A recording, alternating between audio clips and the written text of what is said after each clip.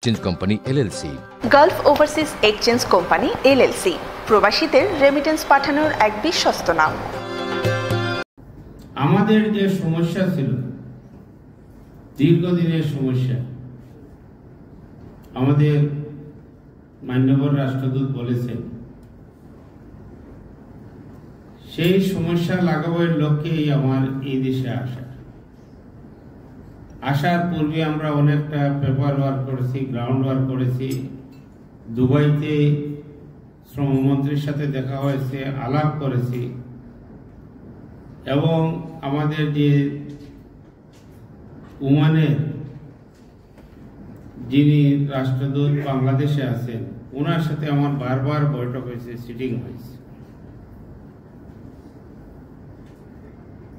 কারণ হচ্ছে কি, মাননীয় প্রধানমন্ত্রী আমাকে এই মন্ত্রণালয়ের দায়িত্ব দেওয়ার পর বলেছেন যে এই প্রবাসী, তোমাকে প্রবাসী মন্ত্রণালয় দিলাম। এর থেকে বড় জিনিস আর কোনো কিছু হতে পারে না।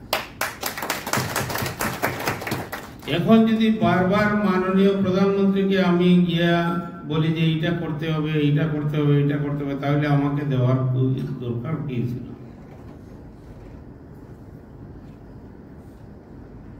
আমি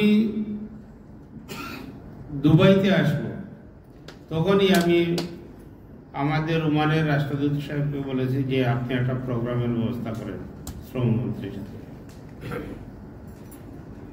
কাতারের রাষ্ট্রদূতকে বলেছি যে কাতারের শ্রমমন্ত্রীর সাথে আলাপ করতে।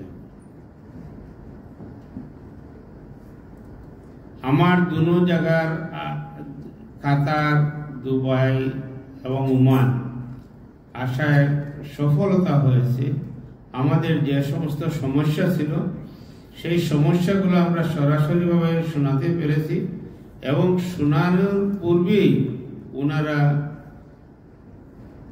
সিদ্ধান্ত যেগুলো আছে আমাদের পক্ষেই সিদ্ধান্ত নিয়েছে এবং সেটা আমাদেরকে শুনেছে এবং আমাদেরকে বলেছে। কিন্তু সেই জিনিসটা সুযোগ পাওয়ার পর এখন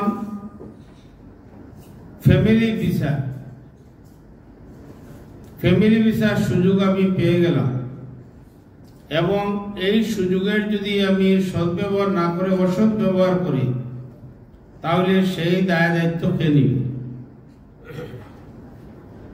একজনের যদি 100 জনের সমস্যা হয় তাহলে যিনি সমস্যার সৃষ্টি করবেন তাকে সেই দায় দায়িত্ব নিতে হবে, বহন করতে হবে।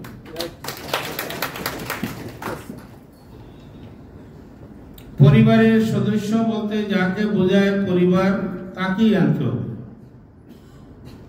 এখন পরিবার বলল যে এই দেশে 4টা বিয়া জায়েজ আছে, এখন 4 বউ নামে 4 জনকে নিয়ে আসলাম, আরো 3 জন এক্সট্রা, ছেলে আছে 4 জন, নিয়ে আসলাম 40 জন। এই সমস্ত জিনিস বন্ধ করতে হবে।